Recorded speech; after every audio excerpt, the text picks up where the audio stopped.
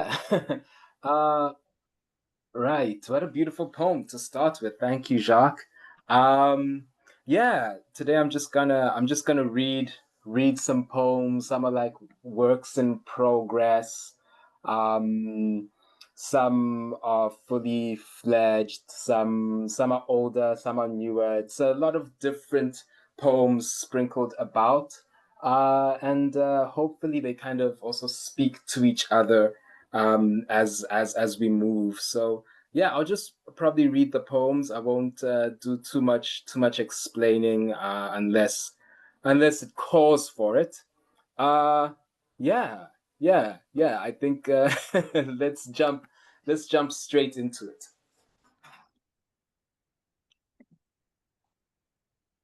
I dreamed I was the wind or your breath.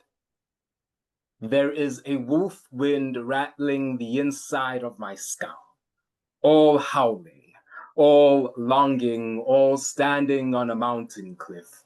Some days I am a hurricane, bringing myself to my knees. On these days, my jaws widen and God comes creeping out from behind my teeth, all pulp and bloodied, dying, unforgiving and forgotten. I speak to him in fists and claws. Gratitude and peace share a seat on the plane. My body turns into incredible gratitude.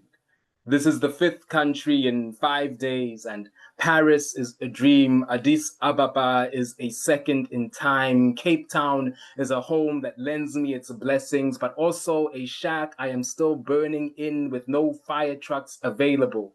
Istanbul is an earthquake that reminds me of Jersey and its poets.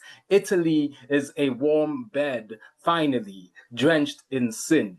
Tomorrow, the sun will rise and Venice will be drowning, but we will still be here, being asked not enough questions at passport control, and a bloody body black is water. And I'm not grateful to be here, you see, rather grateful that you are here and alive and a dream that dreams all these dreams with me. I've left too many dreams in the sky. So tomorrow, I hope it rains, and all the seeds you planted will smell like peace when they bloom. Tonight, you are in Italy, looking for 0% beer to ease off the 5 different countries you have called home for the briefest moments this past week. Poetra says, I can smell the sin in the air. And unlike all the white men trending on TikTok, you really don't think about the Roman Empire all that often. But tonight, a church bell rings and a dog barks into the night, and you conjure all the men feeling up other men against unforgotten crumbling columns, sex baths, and wet skin dripping off the walls. You remember that sex dungeon in the center of Cape Town and everyone a puddle on the floor. Your ghost of a best friend flings 500 Rand in unwashed notes to buy you 30 minutes with a sex worker who shows you videos of her son singing hymns in a suit as stiff as the Jamison you pair with Heineken because the wire said you must. And this is scripture to a boy child. And in the history books, the men clutching onto the bones of other men are remembered as best friends. And Poetra says, this place clutches onto history. And maybe they remember us this way too, grasping and clutching at all the sin in the air. And after 3 days, love is mostly ill-advised, but always brave. Yisra Daily Ward. Love is divine, but difficult always. Toni Morrison. I have learned how to crack my bones into your embrace, chisel my lips onto your teeth, carve my fingers into your palm, and from here I have tongue dived into your holy cross nails. This breath be not easy. These lungs be burdened, this burden be sharing itself too often and only getting heavier. How lucky we are to only have love as a crucifix. Luck be Friday the 13th, and Black Cat, and Breaking Mirror, and walking underneath a ladder, and still we run to the dark waters and drown and say how beautiful it was to die with some God dragging us down. Morning. There are days when you are a sprawling city. Tumble out of your bed sheets with last night's graffiti tattooed onto your tongue. Your teeth still gripping skin of some name already disappearing on your lips. How you speak in foreign whispers. How your voice doesn't belong to you. How it is a ghost. How your eyelids are tombstones. How this city breathes because your blood floods these streets. There are days when you are a sprawling city and your mother is worried about how much weight you're losing every time you pull yourself together enough to see her. How do you tell her it is not her fault she taught you to give too much? You are spreading yourself all over walls that won't remember what you feel like or hold you back, so you forget yourself on side streets and pavements and build a city on your skin, hoping that maybe you can lose yourself here. My mother blames it on the rats. Men with arms as quick as tails that know how to steal the teeth from your mouth, the pure from your youth, the pearl from your labia, leave another heart in your stomach. Rats with the audacity not to die when swallowing your poisoned tongue. I watched my mother take a life with a sheet, covered the scurrying and beat it against the kitchen tiles until all that was left was blood and teeth. I have this in common with my father. We are still trying to find our cavities. Carving a goddess out of my mother. After Lawrence Lemona's Democracy is Dialogue. In the Garden of Eden, your mother did not pick the apple, but plucked a Molotov cocktail from her womb and drank deep from this until she was tipsy enough to seduce the serpent. You come from a lineage of women that went to war with children on their backs, breastfeeding strangers' babies in the trenches, their spines gnarled, branch bent on survival, and pruning bruises into orchards. You have screamed into the night, drunkenly tossing bottles at passing gods, but ain't no miracle for a drunkard.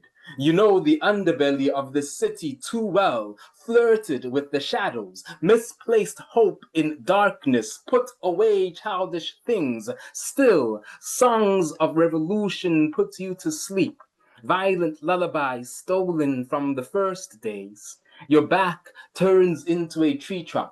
You hollow out your chest. This is where you hoard your treasure. You only bear fermented fruit, roots as deep as tar. The city feeds you and feeds from you as they turn your mother into a statue outside some burning library.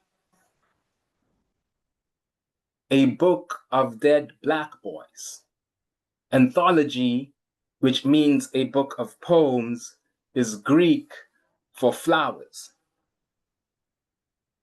The black boy, he lies in a flower bed, and wild chrysanthemums bloom from his eyes. Wilting garlands and thorns adorn his head. His floating tongue drops petals as he dies. This dark child wore a sparkling daisy crown, cried history when he found all his soft. Incandescence like us is prone to drown. Watch how we spill cracked concrete when we cough. This world would bury a flower's lament, have the audacity to call them seeds. His breath was gut filled with soil and cement, white knuckle plucked because you thought him weeds. This thirsty earth must be fertile by now, enough coffins black to prepare your soil.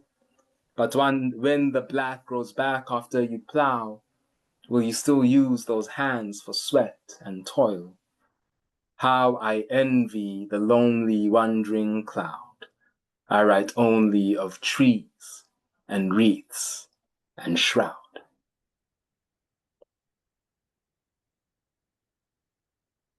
Dear David, bodies of water are a rib exposed veil between here and there. Sometimes people are bodies of water. Rarer still, water is time, is bodies, is people. It is 3 a.m. and water drips into my dreams still. Sleep is a body underwater. Over and above, a ship is chained to the sky. 13,000 kilometers of ocean is still not a river. I am in Leeds, praying to the river air. It is not my water, but somewhere down there drowned David Oluwale. A ship is chained to the bottom of a body, and a cop sweats tonight, dreams of a rib exposed, flooding, and maybe the body is enough, is time and water, and all the bodies that don't belong to me climb into the poem and find themselves home.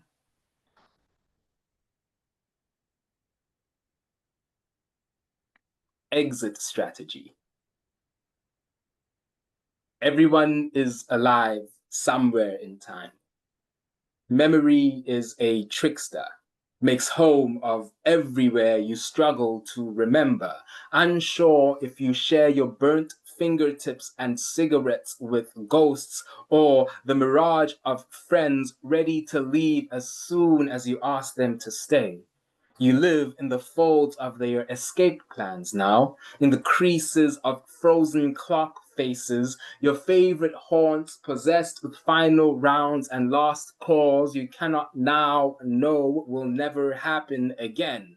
You are a full moon of a boy, gulping at the bitter of your first black label, bought for you by some boy child who will be your best friend by the end of high school. You have not yet wrought yourself into this howling of a man, clutching onto the anchor of a 0% Heineken. The two beers share a table and glance at each other suspiciously. Both boy and man pretend that the other is not there. The black label goes warm, untouched. The Heineken tastes of dust. Neither one leaves, neither one stays. Somewhere they toast in silence, a truce between ghosts searching for the exit. The birds are falling. Too afraid of pleasure, we inherit pain. It is lonely rite of passage to sacrifice ourselves bloody and prostrate on a funeral mountain because Indorda must. Sickeningly beautiful because of how well we bruise ourselves, each other.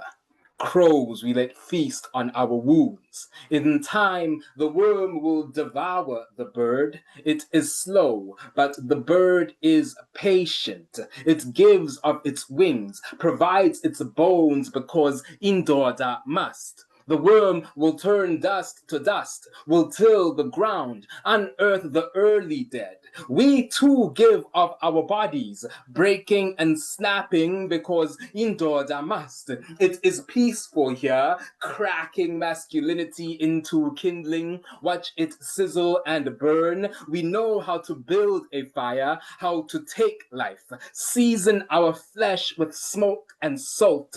We do not account for our sins, still making scapegoat of our fathers who left with the crows, our missing morsels swinging from their mouths. When you return, prodigal, we will sweep you a undulating path to the liquor store because indoors are must. You carry a thirsty pocket knife close to your heart, hungry for blood. All these blades we have for therapists.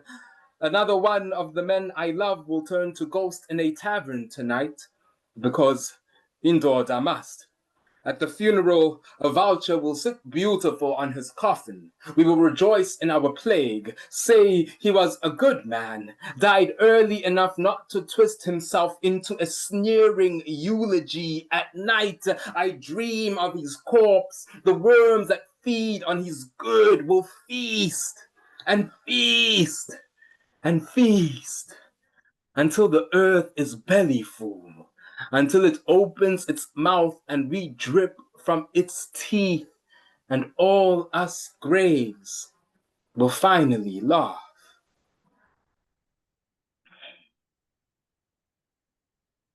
Lessons blood taught you. When batons cracked my youngest brother's skull, I was in the mountains, newly circumcised and learning how to swallow pain as a pill for healing. As the messengers arrived, screaming children with my brother's bleeding still clinging onto their clothing, I learned how a throat can be too small to swallow anything. When there is no breath in your body, your veins contract. Time standing still is when your heart stops beating. I am a man now. My brother has a scar across his head. No hair grows there, as if to say there are no dead things that live here. Before my brother went to the mountain, he taught me manhood, massaged the seconds back into ticking when I was stuck for too long. He walks across wire and laughs when he falls into the night.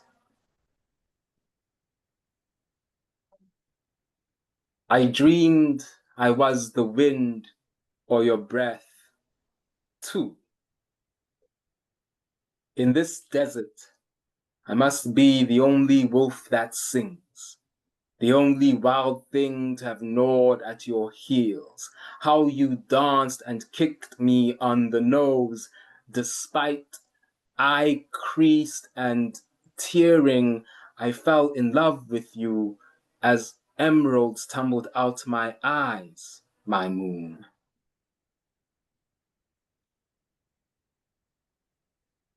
A love poem because ain't nobody writing love poems whilst women are dying. How you gonna fit romance into a coffin? Be turning the kisses of a killer into honey. We've got a hive in our stomachs and our locust swarm hearts feast on the butterflies. My lover says she's practicing faith sleeping next to me. And what's the difference between prayer and a lover when both are a war zone? Us men call ourselves altars but turn deity to sacrifice. Aren't we tired of the blood beneath our fingernails, facing a choir of killers in our reflections, sing bloody over the graves in our garden, turn love stories into horror, we're boogeymen, afraid of ourselves. I'm scared of raising a daughter who asks me to check beneath her bed for monsters, and I pull out her father howling with the moon dripping from my lips, or raising a son who carries our curse, can't say his own name 3 times in a mirror, us with I love yous bleeding from our jaws that taste like knuckles if we chew long enough, and a silence caught in our throats like accessory to murder. Ain't nobody writing love poems when we're so busy with obituaries. Dear men, there's a plague in our veins that haunts our hearts. The way we love, we breathe another dead woman from our lungs. And how you gonna speak to God with that mouth? Come to prayer in a church where another woman dies in our presence again, and still we do nothing again. It's time we pulled ourselves apart and build a temple from our hearts that doesn't have murderer etched into our blood. Missing. Posters of missing girls line the wall. By evening, we will paint it over. It will dry overnight. By afternoon, the wall will be full again. By evening, your mouth will be too full to hold all their names. The wind will take them from you, hollow you out overnight. By morning, your sister will be gone. Scratch at the missing and the wall scratches back. Tear at the corners and the glue peels away with the skin, and the search party can't tell the dead girl from the picture.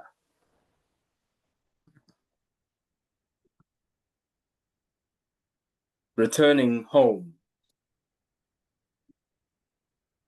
Upon your fourth disgraceful return to home, you feel your bedroom walls too small.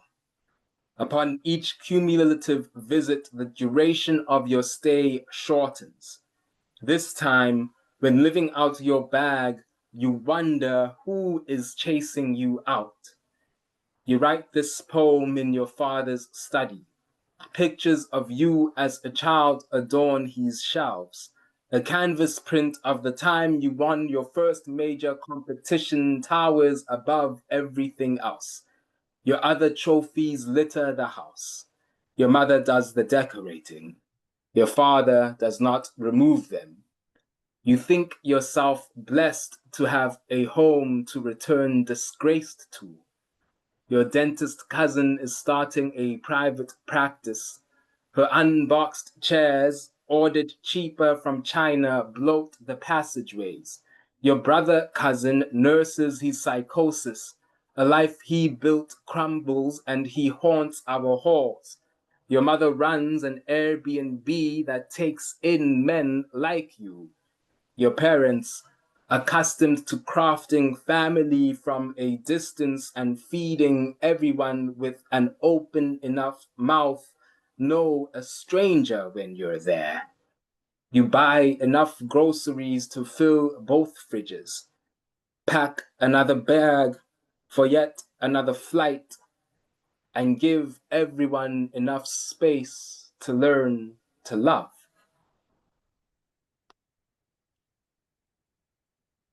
For Heba Abu Nada, after I grant you refuge.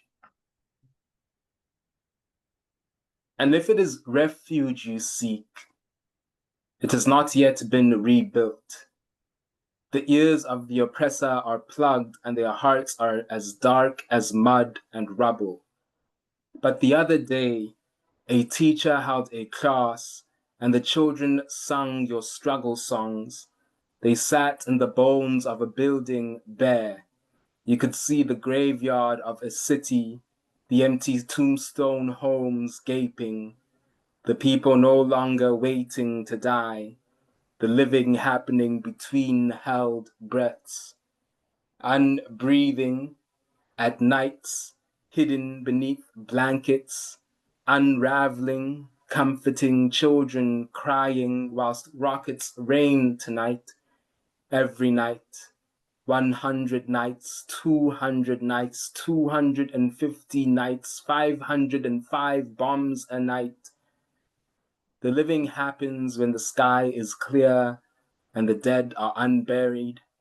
The living does not stop, nor the hope that there will be sanctuary in your home still. But Heba, who will grant you sanctuary? Which poem can I write that will open its mouth and swallow the fire over Palestine? Which prayer has been known to roll up its sleeves and build retreat, asylum, haven, to harbor a future hidden in your poems, Heba? But the children sing and the teachers teach, and the last bakery is almost gone, but still the people eat, and the living happens in between the screens. For Omar Fares Abu Shawish, I cannot find your poems, just your SoundCloud, which does not have your songs. I write this listening to your playlists. Words cannot bring a person back to life, but music can borrow us memory. Perhaps on this night you might dance with me. Do your feet still move if you know your country is dying? I reach into the bottom of a chorus and pull out a night so crisp you sang your voice hoarse with joy. It is a December night in Mulder's Rift, and we too sing resistance songs with Palestinians too far away from home. We do not cry but dance into the night, and the Xhosa boy recognizes this in me, to give our tears to the clouds and our sorrow to the music. And South Africa goes to the ICJ because our songs are not enough, but we do not stop because we know how to sing a country into submission. And Omar, do we have this in common, that in the end it will be some playlist, some song, some poem that will keep us alive? For Rafat Alarir, after If I Must Die. They say they tried to kill you, but ended up making you immortal. Infinity is a heavy burden. I thought all you might want to be is a kite. How brave, especially in a sky filled with missiles.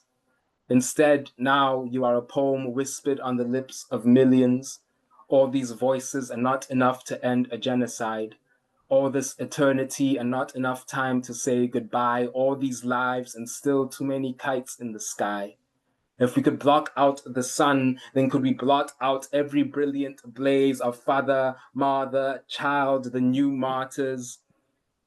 In this class, we tell Intsomi of our dead. Folk tales told around a fire, magic in how they hold history and gather our ancestors in everlasting prayer.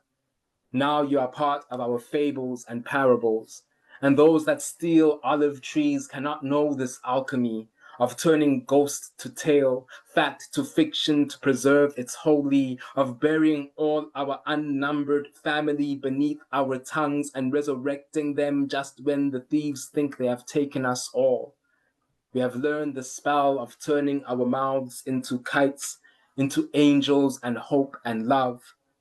In the dark, we spark the ancient flame that no explosion can devour. We gather our bodies and breathe life back into father, mother, child, and all the new dead. Kwasukasukela. In the beginning, Kamata plucked a mouth from the unbreaking silence, fashioned it into the shape of yos and ohms, filled it with song. Sound spilled down the universe's gullet, which was not yet a throat. Creation not yet a thought. Vibration shimmered a celestial body dancing into existence.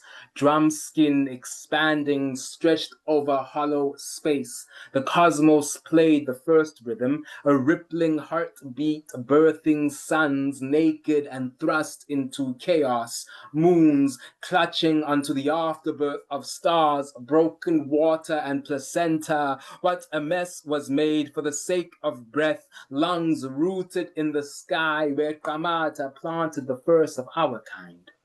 The planets, a woven tapestry, shifting life source into existence behind our eyes, pupils and masks we wear to hide the identity of almost gods, cave painting we are, drawn to the edges of futures and reality. What a clumsy supernova conducts us, makes us all silly-limbed and wildly strewn across. We are a universe in adolescence, pock-marked and acneed, awkward in our holy we, the Mayflower clutching onto the edge of an expanding galaxy, clothed in light and dripping smoke. We prayer, our mouths shut, we fever dream our bodies into the curve of a sinking god. We are the holy type, weaving spells once cast by those long past to keep this world breathing. These tales we weave keep grandfather sun and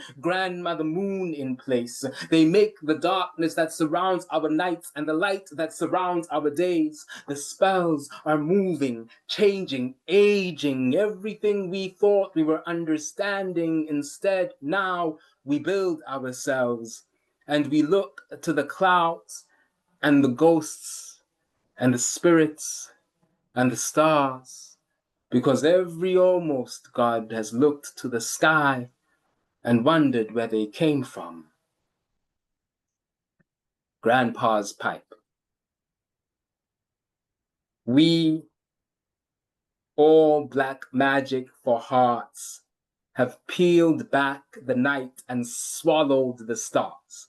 We burp out ghosts when we dance. It's an ancestral jive, all hot coals and not enough skin beneath our feet. Don't these hauntings share your socks now? Fill your shoes with their smoke. My grandfather smokes a pipe as long as the sky. The sky is a grave. The grave is a lonely place to sleep. Your bed is all sheets pretending not to bury you. I enter this place without my shoes, leave them at the door when I come to pray. I will exorcise my dreams from these walls. You do not build a temple only with breath and closed eyes and dead friends that visit when they're almost forgiven. You have this in common with the wind, searching for something you've forgotten, a misplaced body, unable to recognize its past. What magic is this that keeps your blood flowing? You have offered your veins to the cracks beneath your toes. A cricket sits in your mouth and it chirps,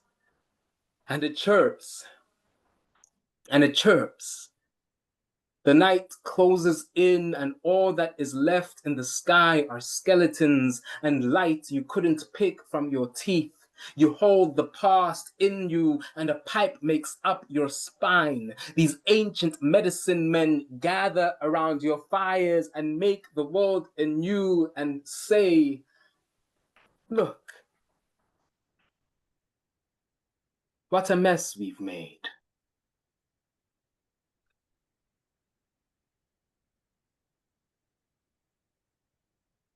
I wonder how deep these waters are. I have heard a giant drowned here, hit the ground, and only their fingers are protruding. I have used them as stepping stones. The elephants are ancestors. They call this their graveyard. I sat with a man dressed in stone at the lakeside. He only breathes at night, is as large as light, tells stories only to statues, is sure their shoulders can boulder the weight.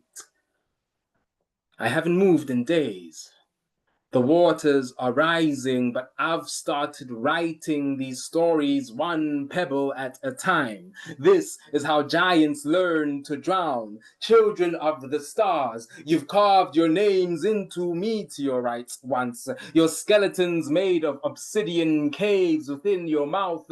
This is where we come back to pray. I live in the right nostril of a sinking god. I tickle their breath when I laugh. I go searching for their scalp, I have heard this is where ancient hieroglyphs have been carved. Not unlike you, I too misplace my giants far too often. They're adept at hide and seek, are large enough to hide within themselves. They've made mountains of these oceans, swallowed a cloud and burped out a rain queen. She only dances for falling bodies. We have jumped off her shoulders, for she prayed for us to come home. What sparkling beams of light lit up the night when God sneezed.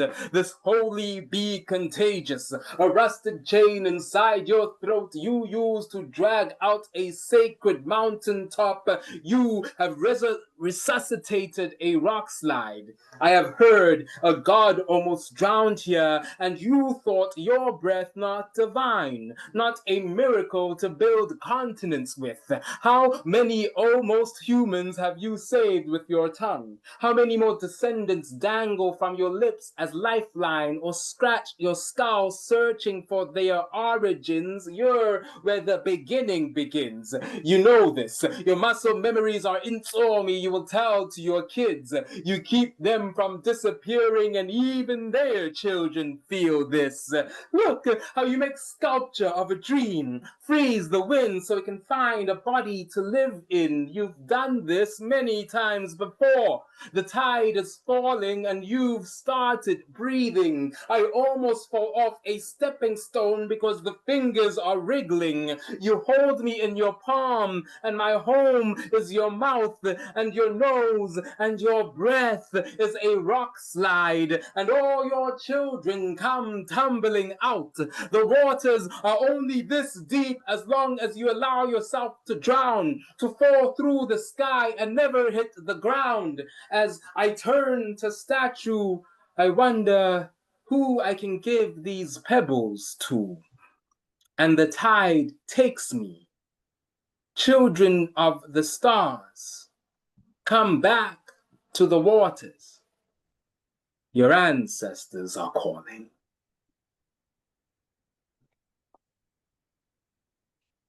Yeah, and that's it. Thank you so much.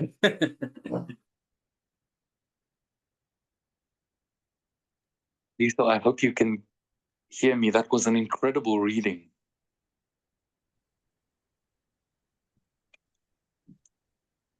It's always wonderful to listen to you. And I'm sure there are... Hey, thank you. Thank you very much. And I'm sure people have questions, and I'm sure that there are comments in the chat that I don't see. Thank you for having me. Hey, well, I just want to second what you said, Jacques. It was an electrifying reading, Xabiso, and feels like a wake-up call often to hear you read. Yeah, okay. This is indeed the question and answer section of the evening. Douglas, I see you already have your hand raised, so let's start with you. Unfortunately, there's a dislocation in sound between your lips and the actual sound coming through. There seems to be about a 5 to 10 second delay on the line, as it were. So it was quite strange. And eventually I stopped watching you and just listened. And it struck me that there's very much a particular rhythm that you use in your reading. And at times it sounded almost like what I would call an old style biblical preacher. And I mean no insult by that.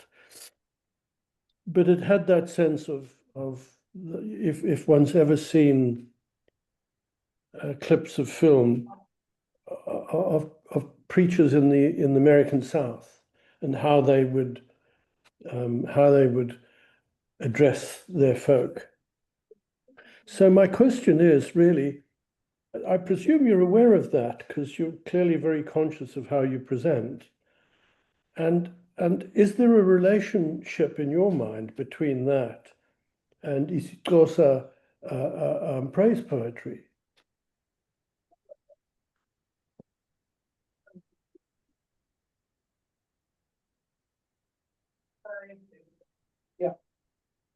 Hmm. Hmm. I think that's interesting. I wonder where the relationship would lie. Um, I think maybe more than anything, like as like rather instead of a direct correlation, it would much rather be like rhythmical. I think there is kind of like a drum beat pattern that might exist, right? Especially if I look at kind of my own upbringings and my own influences. Kind of looking at maybe looking at that American gospel style, that then looking at that kind of hip hop and that boom bap style that exists, but even looking at the Xhosa praise poetry and the rhythm of the drum that kind of exists for me. I think it that there is a correlation maybe in like that rhythm of that heartbeat that carries it, and that then that flows and like brings you in to almost elicit emotion, right? And elicit the kind of emotion that the speaker's going for. Um, for me, that's maybe where I would begin thinking about relationship, because I don't know if I know enough about about that old school gospel preaching, American preaching, to be able to uh, do a definitive linking of the two. But if I were to just think of it from the top of my head, I think it'd be much more like maybe rhythm and music based. It's very much, as I watch you, it's very much, again, like the gospel preachers, it's very much body based. It's based in your body, because I see the way that you constantly gesture. And so your reading is also dancing, if that makes any sense.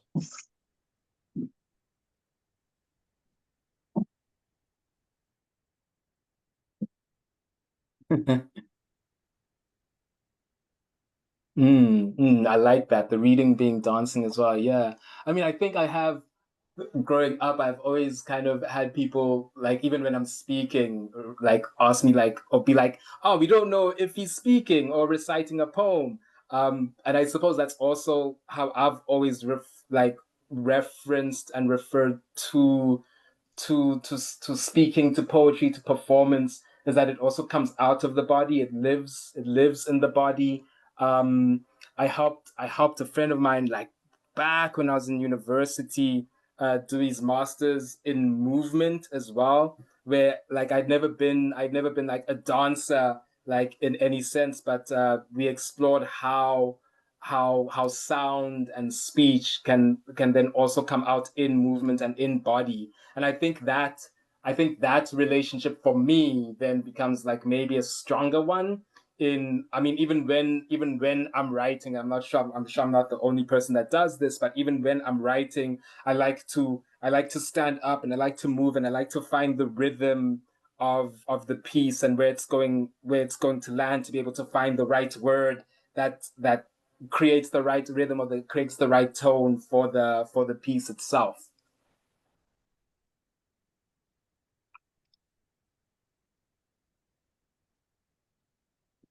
Thank you.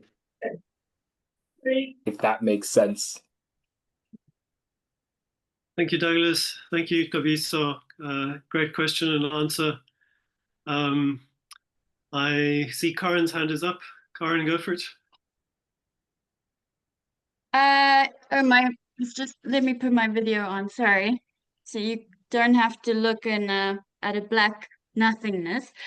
I want to say thank you so much. I could have listened to that all night. It was really, even though you got very animated and you could see there was real anger and bitterness and sadness and emotion at times, it was actually very comforting. You have an extraordinary gift to be able to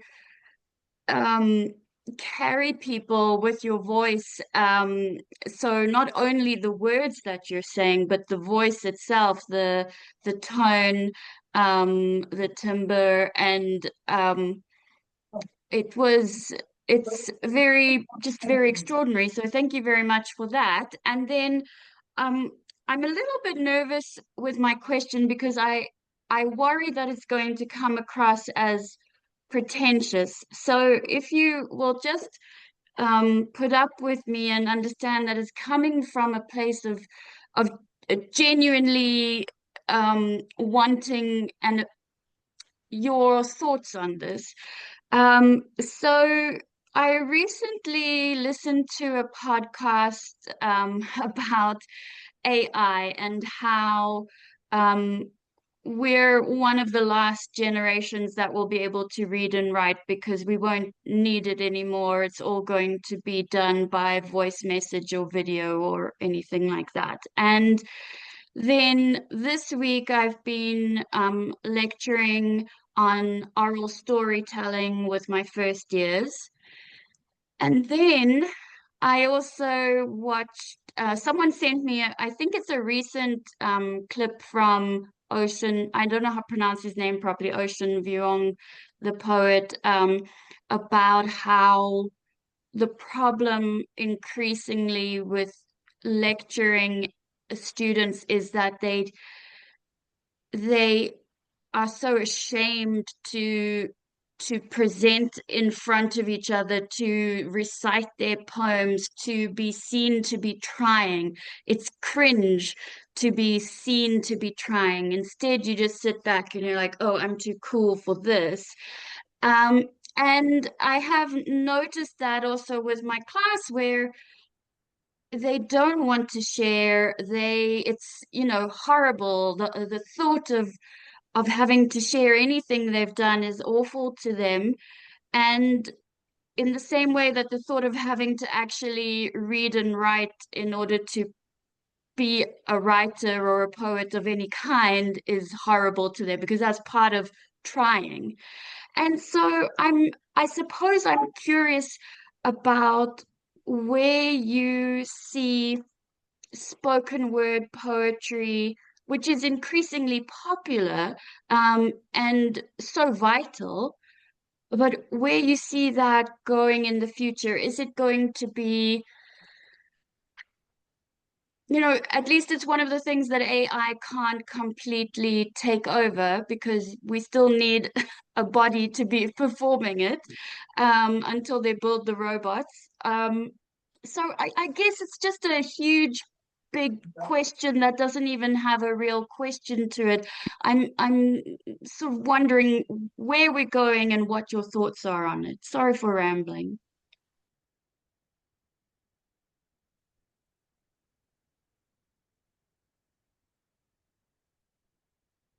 Mm.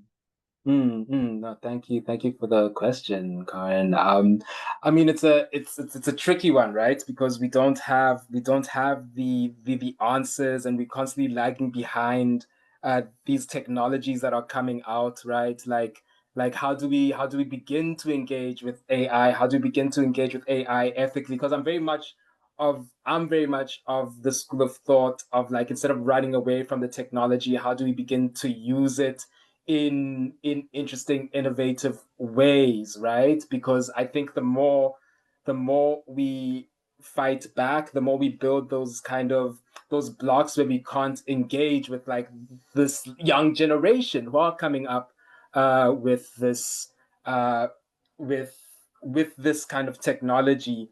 So I think even on that front, one of the things I've been doing, so I work with a lot of, like, new media technology. And so I've been looking at, like, incorporating AI not into writing, but for more as, like, an interesting journaling tool, right? So, like, if I work with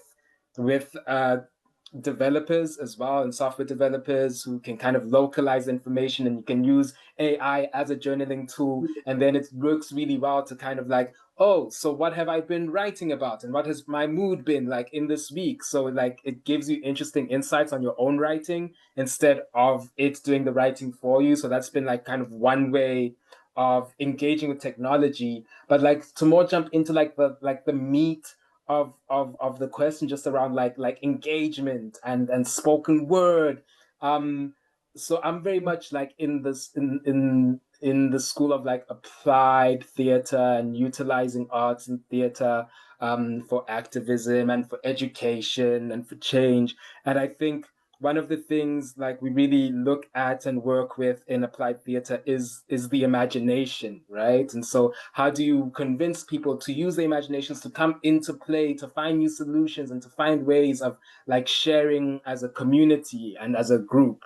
And I think like that is it's an interesting mirror to this idea of maybe people don't want to share or they don't want to write, whereas actually I think people do want to participate in this shared imagination and this shared kind of building and this shared spell weaving, right? It's just that because of I think the society we live in, there's these multitude of blockages that come up that then prevent us. I think at the core of it, once you get past that I'm too cool for school persona, there's always going to be like an artist in there that's like, look what I did, look what I made, right? Look how this work engages with my core. And I think what becomes really interesting with with applied theater is you don't trick them, but you trick them in a way into like coming into the group and being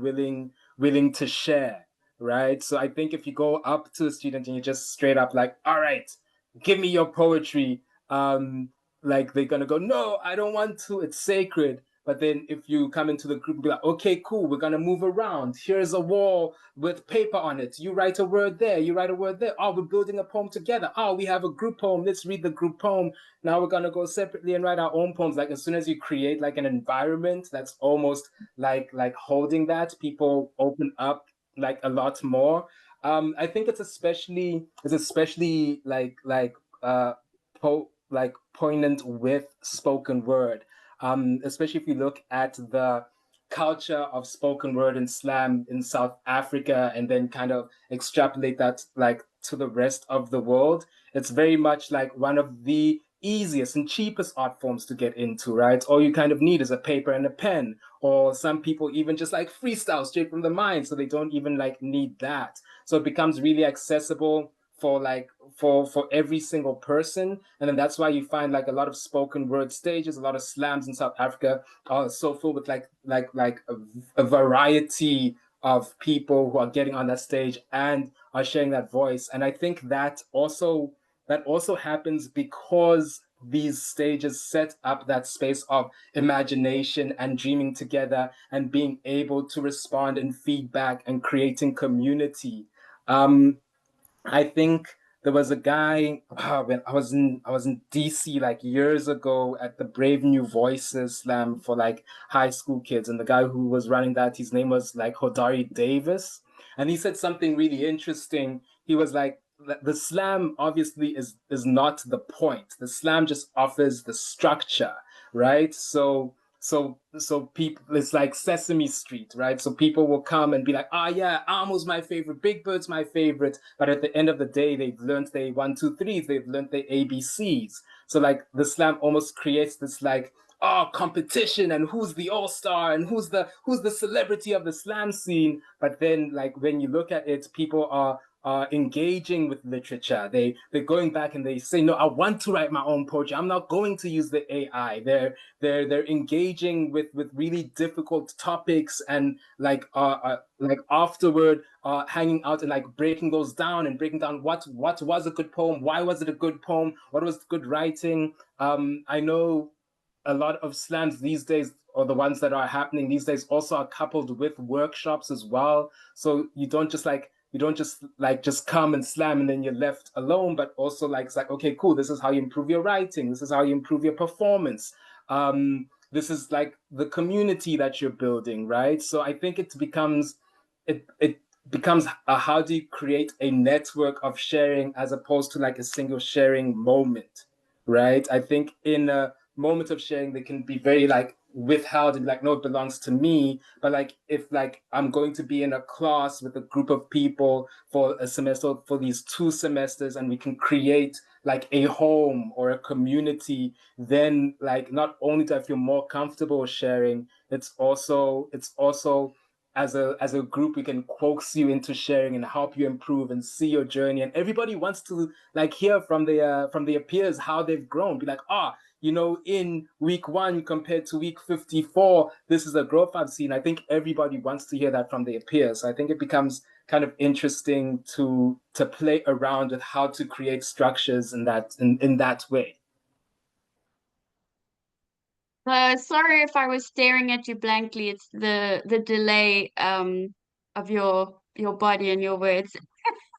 Um, Thank you so much. That is actually really really helpful to me. I'm new at this university. I'm new with teaching undergrads, and it can be very hard when you are trying to inspire a group of students and you're in a massive lecture hall and there's 100 of them and they're feeling boxed in. But I think what you're saying about creating a network and that it's not just one moment, that it's all over the entire year, and that's really something that has actually it's opened my mind a lot, and I really appreciate it. Thank you so much.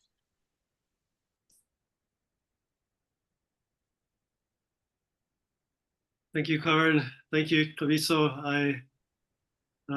Yeah. Thank you. Great question and answer. I have a couple of comments, but if no one has any questions, but Xabiso, I was just amazed at the range of what you included, exploring masculinity, toxic masculinity, addiction, origin of the universe. I love those poems in particular. But I'm glad you picked them up again and included them. I think what always has struck me about your poetry is the vivid storytelling and the surreal imagery that you use. I mean, there's so many great lines in your reading. So I'm not going to quote them back to you, but just one of them, if you forgive me. We have learned the spell of turning our mouths into kites, but there are just loads and loads of memorable lines. So my question is as Jacques said last week, an old one, but what fires you up? What inspires you when it comes to? I mean, the imagery in your work is very striking. So I'm just curious as to what feeds you, what nourishes you.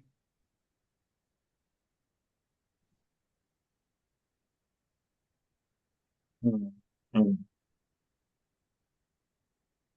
mm, mm. Yeah, I mean, I think one of the main reasons I ever kind of even got into reading, into writing, was just in general having an overactive imagination, right? I think growing up, I always saw images in my head that I couldn't like fully explain, and then I also wasn't like very vocal as a child, and then I wasn't like a good drawer, so I'd spend like most of my time in the library reading, and like discovering poetry allowed me not needing to draw, but a way to be able to then take the images that were happening in there, then put them onto paper. And I suppose then over time, being able to put them onto paper, I was then able to kind of vocalize them. And so I think for me, it's always kind of been poetry being a tool for healing, right? And a tool for helping me understand what's going on inside my head, inside my heart, like sitting down. Sometimes I'll write like a poem, and then 3 months later I'll be like, oh, that's where my headspace was at, right? So I quite think that if something doesn't make sense, uh, writing and poetry helps me get my brain around it. And I also think just with imagination, with spirituality, with play, I've always kind of been a person that can see the actual magic, you know, that like exists all around us constantly. And yeah, I think I've been lucky enough to then be able to kind of grasp at it and then put it onto page. Or and then also like conversely, that then also opens up like a space where, like, if you can see all the beauty and the magic so intensely, you can also kind of see like and feel like all the pain and the horror as well, right? And so there's also that kind of that balancing that has to happen. And I think that's also what my work tries to do, at least for me, quite often, is that like not necessarily be a filter to like all the horror, but like be like a space where it can land softly, that it doesn't overwhelm me. So I always kind of find, I remember when like I was still trying to describe like how I write or what I write, which I've now learned to be a futile endeavor. But I used to say that I find that like the horror in the beauty and the beauty in the horror, which is not, I don't think, not as accurate now. Rather, it's much more, you know, like it's the writing is both sobering but also offers that kind of soft landing. And I suppose for me that's where the inspiration lies, right? And then we get lucky enough to have the many different genres and tools and techniques that then allow us to express that and turn it into craft. So, you know, I fall deeply into the speculative fiction umbrella, and, you know, Afrofuturism and magical realism, and all like high fantasies are always like really interesting to me. And then taking those and like really bringing them into the tactile physical world is something that not only like inspires me but surprises me. It's something I'm curious about. It's something I'm always, yeah, like searching for and examining. Hey, no, thank you. That answers it. Yeah, very clearly. I did feel there was a balancing act. You know, you reference sin, suffering, pleasure, death. They're all in there. So, so yeah, you address everything. Thank you, Francis. Your hand is raised. Hi. Hi Ed, hi everyone. Hi Xabiso. Thank you so much for reading for us tonight. It's quite interesting. I think it's something that I have something that I wanted to say that I always wanted to. Last time when you featured here, I didn't have the chance to. So I think the first time I came across your poems or your performance was on YouTube, like 7 or 8 years ago. It's on your poem called Lioness, My Lioness. Yeah. So I've never seen someone performing with such energy like you do. Myself, I write, but I don't perform. If you have to ask me to perform, many times where I was still living in Cape Town, when we have like, you know, poetry session at the main library in Cape Town and all of that, I wouldn't perform. I'm just a reader. I read my poems and I'm happy with that. But when I see performers like you, it gives me that I don't know, it inspires me a lot. I like the way you perform your poems, and I enjoy that. Sometimes you see people performing, you get bored, but you have the skill, you have everything that's required for someone to be a complete performer. For that, I'm saying well done, and please keep the good work. You are inspiring us. The other thing is you have the ability to tackle almost every subject. As you were reading for us tonight, I could sense that, as Ed said earlier on, like you spoke about, you know, masculinity, you spoke about, so many things, so many subjects. You have that, and I like that about your poem. So keep the good work.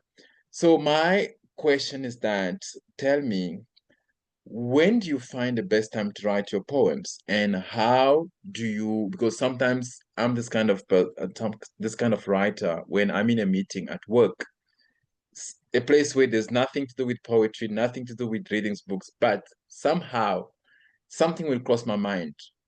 I'll pick up something, and then at the back of my note, I start writing. Someone will think I'm taking notes for whatever that is happening in a meeting, but I'm writing it because I don't want to lose the thought. I don't want to lose, the topic that I'm going to write about. So does it also happen to you? Because I always travel, I always have my bag. In my bag, there's always a notebook. There's always something that's, but now we've got phones. You can actually even write on your phone. Sometimes someone will think I'm chatting to someone, I'm busy on my phone, but I'm writing something. Sometimes, most of the time, even when I was in Cape Town, when I would use the train, I'll be at the train station waiting for the train, but I'm on my phone, I'm writing something, I don't want to lose it.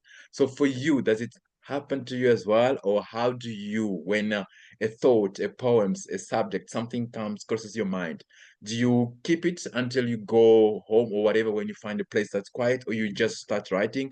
And again, what's the best time for you to write? Thank you. That was my question.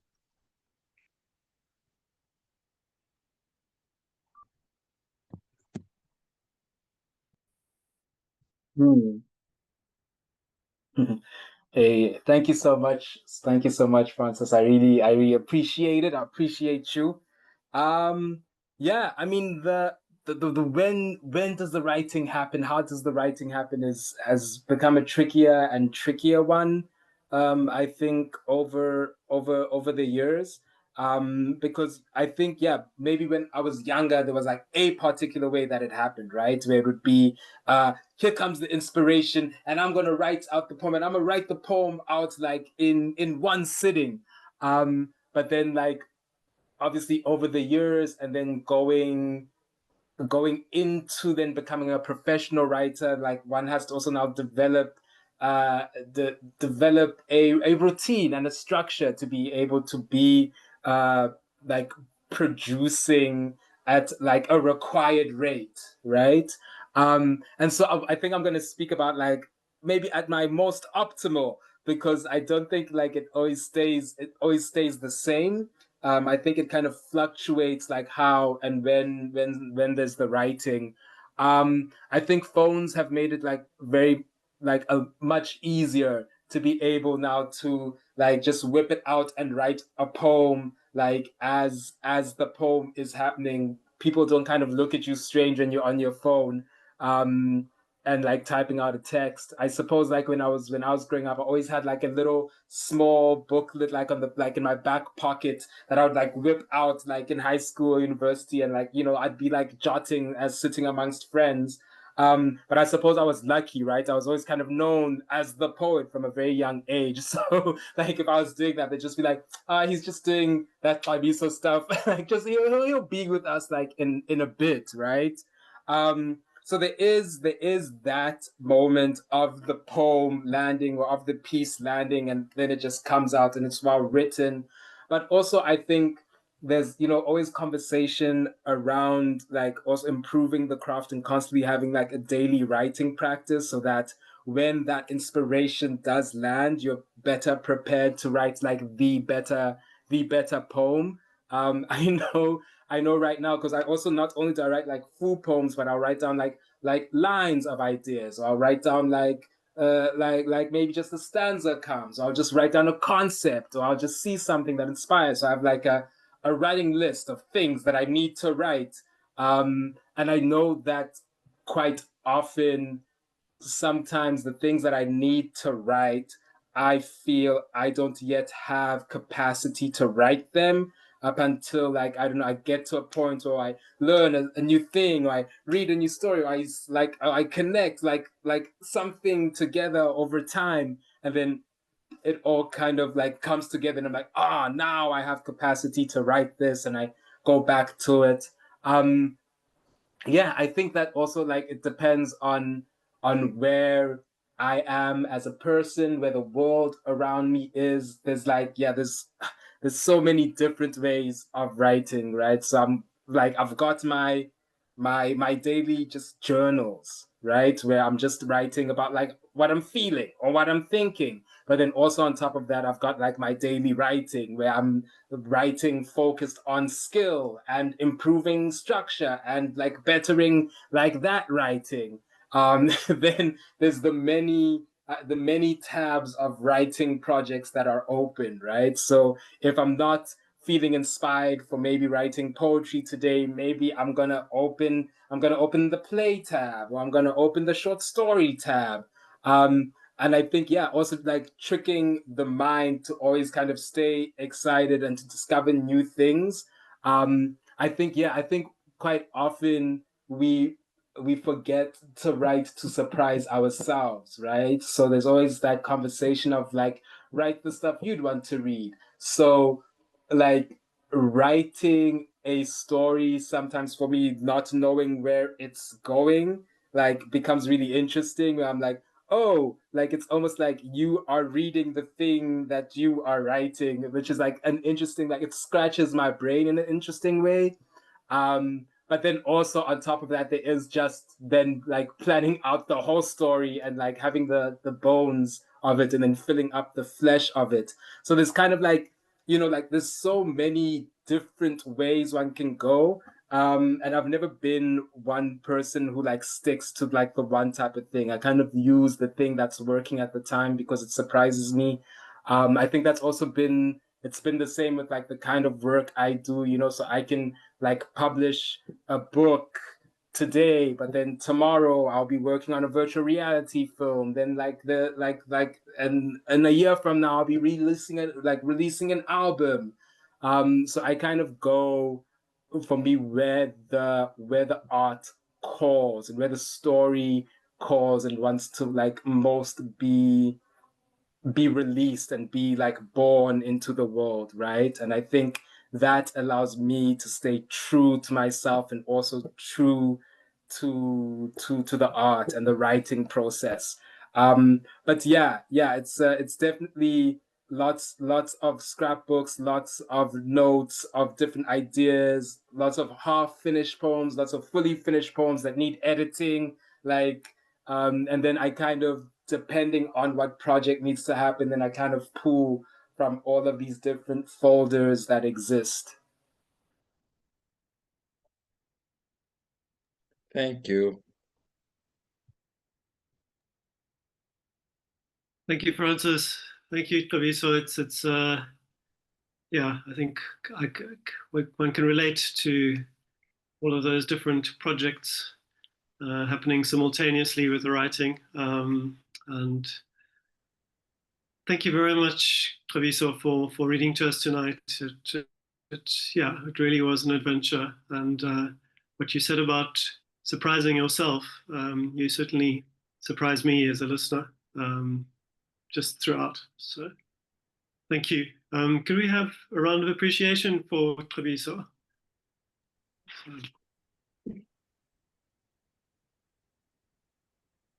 Thanks all.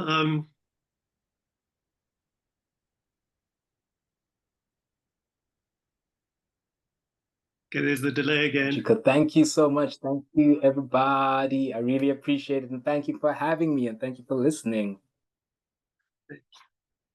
Thank you. Okay, so we're going to stop it here and come back for an open mic in 5 minutes. That'll be 20:57 South African time. Hope to see you then. You can read your own stuff. You can read someone else's work as well. Thank you.